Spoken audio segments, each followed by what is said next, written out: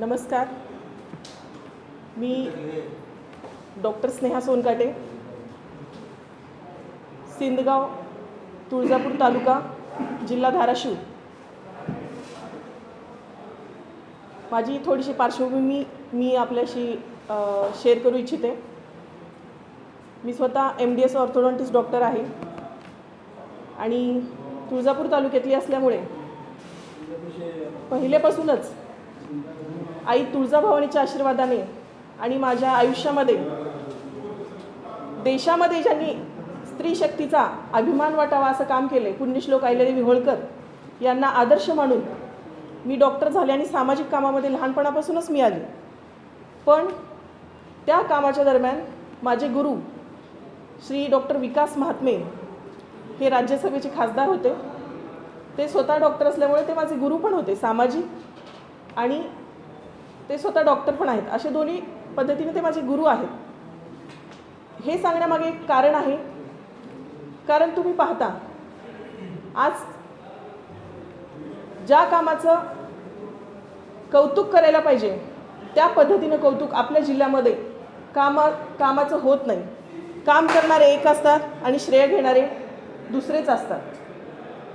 पुण्यश्लोक अहिल्यादेवी होळकर हे समाजासाठी खूप मोठा आदर्श आहे आणि त्यांना अपेक्षित असं समाजकार्य, सर्व जाती धर्मांना अपेक्षित असं समाजकार्य घडावं असं या तालुक्यातून, जिल्ह्यातून मला वाटतं. त्यामुळे मी शिक्षण घेत असताना, डॉक्टर होत असताना, लहानपणापासूनच समाजसेवेची आवड असताना डॉक्टर विकास महात्मे साहेबांनी त्यांच्यासमोर एक प्रस्ताव ठेवला की आपण जागोजागी प्रत्येक जिल्ह्यामध्ये किमान 2 ते 3 सभागृह, जिथे शक्य आहे तिथे किमान 36 जिल्ह्यामध्ये 36 सभागृह, सांस्कृतिक सभागृह, जिथे जेणेकरून गोरगरिबांना, जिथे आजही दलित समाजाला, OBC समाजाला, भटके विमुक्तांना स्थान मिळत नाही, त्यांच्या गैरसोय होते सांस्कृतिक कार्यक्रमासाठी, लग्न असतील, काही बारशाचा कार्यक्रम असेल किंवा सामाजिक काही कार्यक्रम बैठक घ्यायची असेल तर समाजामध्ये कुठेही जागा नसते, त्यांना वेगळं स्थान असतं. हा एक सद्भावनेच्या भावनेतून मी आदरणीय साहेबांकडे हा प्रस्ताव ठेवला होता. ते खासदार असताना साधारण 2014 ते 19मध्ये.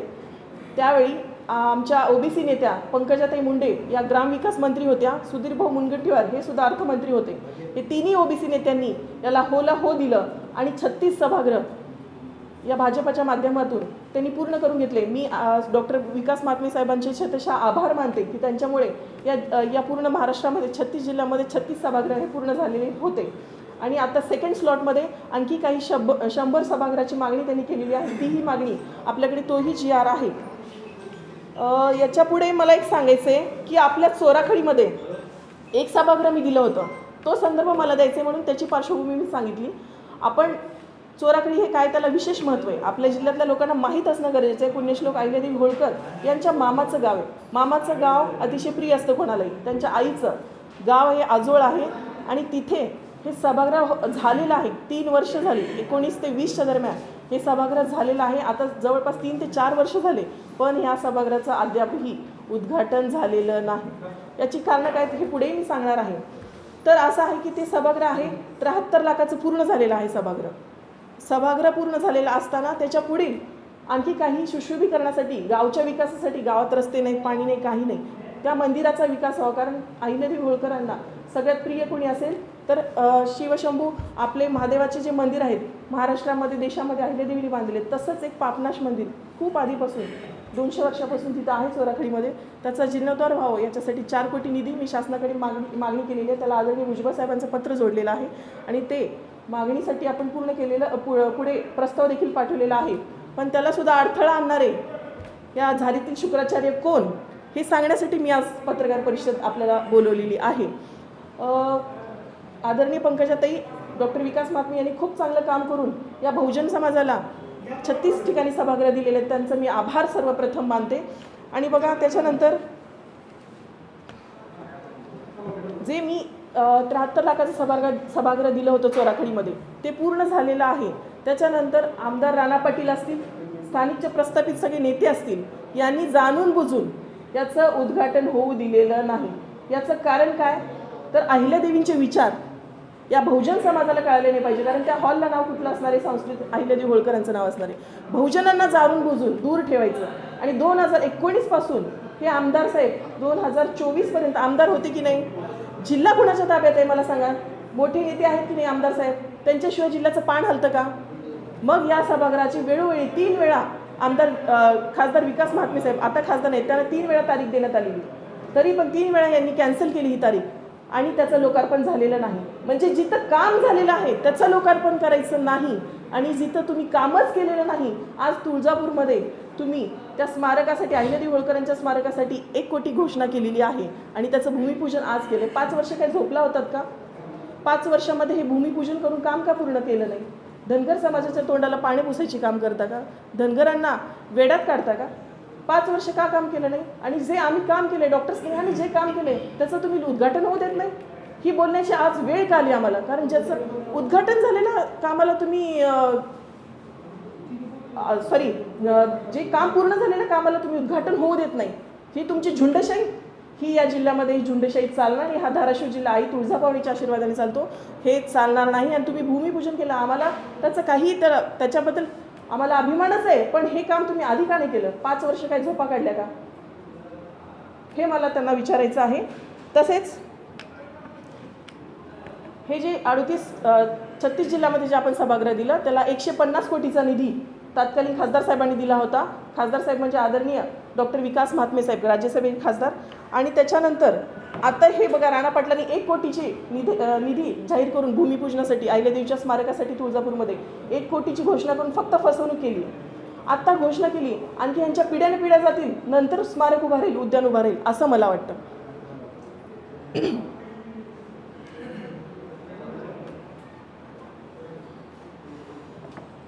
त्यांनी हे आज जे 1 कोटीचं स्मारकाची जी घोषणा केली, भूमिपूजन केलं आणि स्वतःचा सत्कार करून घेतला. त्यांना लाज वाटली पाहिजे स्वतःचा सत्कार करून घेताना. आणखी फक्त भूमिपूजन झाले आणि सर्व धनगर समाजाला राजकीय फायद्यासाठी, इतक्या खालच्या थराला तुम्ही जाता, राजकीय फायद्यासाठी तुम्ही स्वतःचा सत्कार करून घेता, ज्याचं आणखी कामच पूर्ण झालेलं नाही.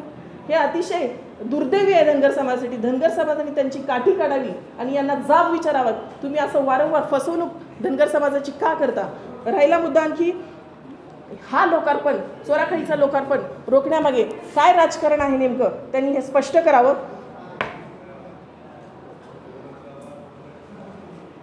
याच्या मागे पार्श्वभूमी सांगते तुम्हाला मी, छोटीशी एक स्टोरी सांगते. इतिहासामध्ये अहिल्यादेवी होळकरांनी इंदोरला त्या राणी म्हणून गेल्या, त्याच्यानंतर त्यांनी आजोळी, सोने, मोहरा आणि भरपूर असे पैसे म्हणजे त्यांनी पाठवलं होतं चोराखळीला. याचं कारण एक होतं, चोराखळीचा विकास व्हावा. पण त्यावेळेचे जे पाटील लोक होते त्यांनी त्याचा विकास होऊ दिले, ते पैसे हडप केले, तो खजिना दाबून ठेवला. ते पाटील आणि आजचे पाटील, तेव्हाचे श्रेय घेणारे चोर आणि आजचे श्रेय घेणारे चोर, हे तुम्ही ओळखा. जनतेने हा प्रश्न विचारलेला आहे. आता खोटा श्रेय घेणारा चोर, चोराखळीचा चोर नेमका कोण, हा प्रश्न पडतो. जनतेने पण हा प्रश्न विचारला पाहिजे, धनगर समाजाने विचारला पाहिजे. नवीन चोराखळीचा नवीन चोर आमदार राणा पाटील आहेत का? हे धनगर समाजाला पडलेला हा प्रश्न आहे. चोराखळीचा निधी काम कोणी मुलीला नाही वाटतं तुम्हाला? आता सांगितलं ना, काम पूर्ण झालेलं आहे. राणा पाटलाचा तिथं चोराखळीचा काय संबंध? राणा पाटील ते सांगते. मला सांगा, जिल्ह्यामध्ये जिल्हा कुणाच्या नावाने ओळखला जातो? जिल्ह्यातला सगळ्यात मोठा नेता कोण आहे? तुम्हाला असं म्हणायचं का मग राणा पाटील साहेबांचा फक्त तुळजापूर पुरते संबंध आहे का? ते मोठे नेते आहेत की नाही? मोठे नेते असल्यामुळे असं नाही की त्यांनीच काम केलेलं आहे. काम कोणी केलं याचा आपण पाठपुरावा केला आहे का? पाठपुरावा केलेला आहे, ते सगळं आहे. म्हणून तर सांगते, काम कुणी केलेलं आहे, सत्ता कुणाकडे आहे चोराखळीमध्ये, तुम्हालाही माहिती आहे पत्रकारांना. जिल्ह्यामध्ये वर्चस्व कुणाचं आहे, त्यांच्याशिवाय कुठला लोकार्पण होऊ शकतो का? मग ठीक आहे, त्यांना अडथळा नव्हता तर मग त्यांना 3 वेळा तारीख मागून का तारीख दिली नाही त्यांनी? हा पण आमचा प्रश्न आहे ना. आम्ही शांत होतो. आम्हाला एकच आहे बघा, आदरणीय पंकजाताई मुंडे यांच्यासोबत आंबेजोगाई इथे 2022ला सेम अशाच सभागृहाचं लोकार्पण मी केलेलं आहे. मी स्वतः गेस्ट होते, पंकजाताई गेस्ट होते आणि माझ्या हस्ते पंकजाताईंनी वृक्षारोपणसुद्धा केलेलं आहे. कारण याच्यामध्ये माझा मोठा वाटा होता 36 सभागृह देण्यामध्ये. या योजनेमध्ये, या प्लॅनिंगमध्ये मी होते. मग आम्ही 150 कोटीचा निधी देऊन जर एवढे चांगले लोकहिताची कामं केलेलं असू, आम्हाला त्याचं श्रेय घ्यायचं नसताना जर 1 कोटीची पानं तुम्ही धनगर समाजाच्या तोंडाला पुसणार असाल, ज्याचं कामही झालेलं नाही, त्याचं लोकार्पण करण्याचं, तुम्ही भूमिपूजन करण्याचं पाप तुमच्या हातून होत असेल तर आम्हाला बोलावंच लागतं. बघा हे सभागृह आदरणीय पंकजाताई मुंडेंसोबत अंबाजोगाईमध्ये सभागृहाचं लोकार्पण झाले 2022. सगळे सभागृह एकाच वेळी पूर्ण झालेले आहेत. तुम्ही मॅडम 2022 पासून आजपर्यंत का नाही, आम्ही वारंवार त्यांना डेट्स मागितल्या. पण इकडे बाहेर माध्यमात काय ते चालतं? आम्हाला हे बघा कसं असतं, प्रत्येक वेळेस आपण अपेक्षा ठेवतो आज पूर्ण होईल, उद्या पूर्ण होईल. सभागृह पूर्ण झालं त्याचं काम, तिथे लोक बसतात. आज बघा हे सभागृहाचे चित्र आहे पूर्ण झालेलं. आजचं सोराकडीचं सभागृह अतिशय सुंदर जाते. गोरगरीब लोक तिथं मुलं झोपतात अक्षरशः. तुम्ही जाऊन चौकशी राज्यात आहे का? राज्यात आहे प्रत्येक ठिकाणी 73 ते 80 लाखाचं सभागृह, एक सभागृह असं दिलेलं. सभागृह पूर्ण झालंय पण त्याचं उद्घाटनच झालेलं नाही. मुख्यमंत्र्याकडे काय पाठपुरावा केला नाही का असं लोकप्रतिनिधी आठवडा? तेच सांगतोय तुम्हाला, सत्ता कुणाकडे आहे? नाही ह्यांची तक्रार केली नाही होईल. तक्रार हे बघा, त्यांनी तारीख देऊ करू, सभागृह करू, लोकार्पण करू. आम्ही तेच वाट बघतोय ना. प्रतिकात्मक उद्घाटन करायचं तुम्ही. तेच आमचा प्रश्नच आहे की चोराखळीचे चोर कोण आहेत? चोराखळीचे चोर कोण आहेत हेच आमचा प्रश्न आहे. चोराखळी हा जिल्ह्याचा केंद्रबिंदू आहे बहुजनांचा. त्याचं उद्घाटन का ठेवलं? आणि आता ज्याचं कामच झालेलं नाही, आम्हाला अभिमान आहे इथे त्यांनी भूमिपूजन केलं, पण त्याचं काम कधी करणार आहे? 5 वर्षात का भूमिपूजन केलं नाही? 5 वर्षात का भूमिपूजन केलं नाही? 5 दिवसात सुद्धा ते काम पूर्ण होऊ शकलं असतं की नाही? ठीक आहे, 5 महिन्यात काम पूर्ण होऊ शकलं असतं तुळजापूरच्या स्मारकाचं. राजकारण करण्यासाठी धनगर समाजाला तुम्ही ओढता का? मला पूर्ण प्रस्थापित नेत्यांना, इथल्या आमदारांना सांगायचं, धनगर समाजाला तुम्ही गृहीत धरू नका. आता धनगर समाजाचे लोक माझ्या पाठीशी आहेत. गावोगावी मी धनगर समाजाला आता समाज शहाणा झाले. मला समाजाने ॲक्सेप्टन्स केलेलं आहे की ताई तुम्ही एवढं काम करून सुद्धा हे लोक दुसरे श्रेय घेतात. ह्याच्यावर कोणीतरी आवाज उठवला पाहिजे. ही लोकांची मागणी आहे म्हणून मी इथे आली. आपण उद्घाटन का केलं नाही चोराकडे?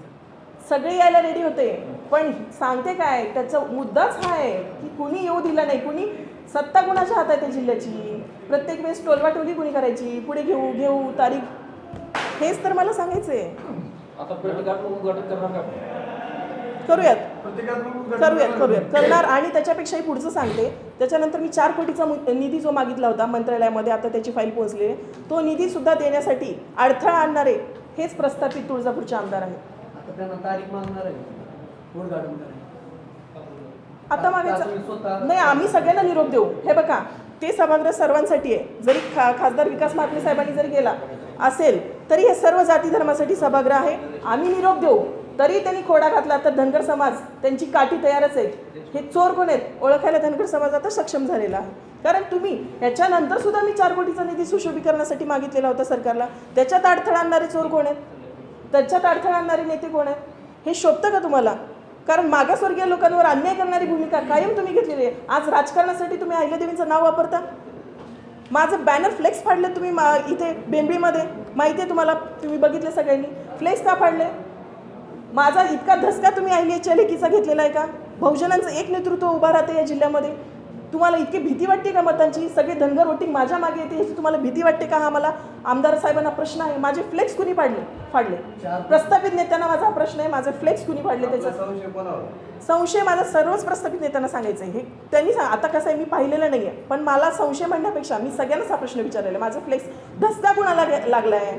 धनगर समाजाचं वारंवार पारंपरिक वोट बँक कुणाला जाते? ओबीसींची पारंपरिक वोट बँक कुणाला जाते? मी ओबीसी लीडर म्हणून तुम्हालाही तो उत्तर समजत असेल. आणि दुसरी गोष्ट, बेंबळीमध्ये फ्लेक्स फाडले, रात्रीतून फाडले, दिवसा ढवळ्या नाही फाडले. प्लस तिथे कुठलं गाव होतं, वागदरी, नळदुर्ग, तिथे सुद्धा छगन भुजबळ साहेबांचे पोस्टर माझ्यासोबत लावण्यात आले. आणखी कुठल्याही पक्षाचं लाव नसताना आम्ही ओबीसी नेते, आमच्या नेत्यांचा अभिमान आहे आम्हाला, आम्ही पोस्टर लावतोय. तर आकाश बिराजदार नावाच्या मुलांनी 20 मराठा समाजाच्या कार्यकर्त्यांना त्यांनी रोखून धरलं की ते बोलले की इथं छग्याचं पोस्टर लावायचं नाही, आमच्या ह्या बाईचं पोस्टर लावायचं नाही. अशी भाषा शोभते का? ते कार्यकर्ते कुणाचे होते? आमदार राणा पाटलांचे होते. त्यांचं नावही सांगते मी, मदन पाटील नाव आहे त्यांचं. त्यांना महाराष्ट्रातल्या धनगर समाजाचे फोन गेले, त्यांना जाब विचारण्यात आला. हे वारंवार हे अन्याय करणारी भूमिका का घेताय तुम्ही? मला घाबरताय का तुम्ही? एक महिला पुढे राहिली, अहिल्याची कन्या, सावित्रीची लेक, जिजाऊची लेक पुढे आल्यामुळे तुम्हाला भीती वाटते का? हे आता चालणार नाही. तुम्ही बॅनरवर छेडछाड केलेली आहे, तसेच अहिल्यादेवींचं नाव वापरून धनगरांना पाठीत खंजीर खुपसण्याचं जे नाव काम केलेलं आहे इथल्या प्रस्थापित आमदार राणा पाटील असतील, आणखी इथले कळमचे आमदार असतील, सगळ्यांवरच माझा आरोप आहे. फक्त राणा पाटील नाही तर कळमच्याही आमदार याच्यामध्ये सामील आहेत. कळमच्याही आमदारांनी लोकार्पण करण्यासाठी पुढे यायला पाहिजे होतं. त्यांनी का नाही पुढे आले? त्यांचा मतदारसंघ आहे ना. आपण त्यांना सांगितलं होतं का? हो, सगळ्यांना निरोप दिलेला आहे. असं दबाव का वाढेल नाही तुम्ही उद्घाटनासाठी दबाव का वाढेल नाही सगळं झालेलं आहे. तारीख पे तारीख प्रस्थापितांची ही सवय आहे. प्रत्येक ठिकाणी तारीख पे तारीख. 3 बहुजन नेत्यांनी हे काम पूर्ण केलेलं आहे.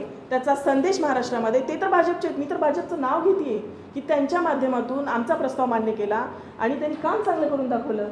पंकजाताई असताना मग आमच्या नेत्यांचं कुठेतरी श्रेय मिळू नये म्हणून हे तुमचं चालू आहे का, असं मला विचारायचं. मला कोणाला वैयक्तिक टीका करायची नाही, पण हे आमच्या धनगर समाजाविषयी अस्मितेची भावना आहे. आमच्या अहिल्यादेवी म्हणजे आमच्या अस्मितेचा विषय. आमच्या अहिल्यादेवींचं नाव पुढे करून राजकारण ह्या जिल्ह्यामध्ये चालणार नाही आणि हे कोणी खपवून घेणार नाही.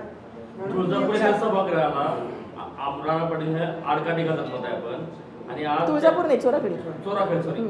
आणि तुळजापूरमध्ये जे स्मारकाचं भूमिपूजन होत आहे त्या भूमिपूजन संदर्भात धनगर समाजाच्या वतीने राणादादांचा भव्य नागरिक सत्कार केला जातो समाजाच्या वतीनं. ते सांग. त्याला ज्या विचारण्याचा सोडून त्यांच्या नागरिक सत्कार काय म्हणून करताय, त्याला जाब का विचारला नाही? मी त्याच संदर्भात सांगते तुम्हाला की फक्त भूमिपूजनासाठी स्वतःचा सत्कार करण्यासाठी हे तुम्ही ड्रामा घडून आणलेला आहे का, इव्हेंट घडून आणलेला आहे का? सत्कार कोणी त्यांच्या कार्यकर्त्यांनी त्यांना सांगितल्याशिवाय कोणी सत्कार करणार आहे का? पॉलिटिकल स्ट्रॅटर्जी आहे, कॉमन आहे, खूप कॉमन आहे ही गोष्ट. राजकारणी लोक कार्यकर्ते बोलवायचे, स्वतःचा सत्कार करून घ्यायचा. कारण इथे 1 नंबरला धनगर समाज आहे, त्यांनाही माहिती आहे. आणि मी कोण आहे, धनगर समाज नेता. आता राजकारणात उतरलेले, पहिल्यांदा निवडणुकीच्या रिंगणात उतरले. मी आजपर्यंत कधी कुठल्या राजकीय प्लॅटफॉर्मवर नव्हते, फक्त सामाजिक प्लॅटफॉर्मवर होते. आमच्या आरक्षणाचा विषय भाजपने का सोडवला नाही? GR आज लास्ट कॅबिनेट होती, का आमच्या आरक्षणावर बोलले नाहीत हे शिंदे सरकार, भाजप सरकार? आम्हाला गाजर का दिलं याच्यावर राणा पाटलांनी आज बोलायला पाहिजे होतं ना. आम्ही त्यांना सपोर्ट करू, त्यांनी आरक्षण द्यावं, GR काढावा. मी सांगते ऑन रेकॉर्ड, आम्ही सगळ्यांना सपोर्ट करू. जर तुम्ही आरक्षण द्या, STचं आरक्षण द्या. आम्हाला हे सगळ्या गोष्टी, आमचा समाजाचा अस्मितेचा विषय, मी धनगर समाजाची लीडर आहे, मला राजकारणापेक्षा माझा समाज महत्त्वाचा आहे.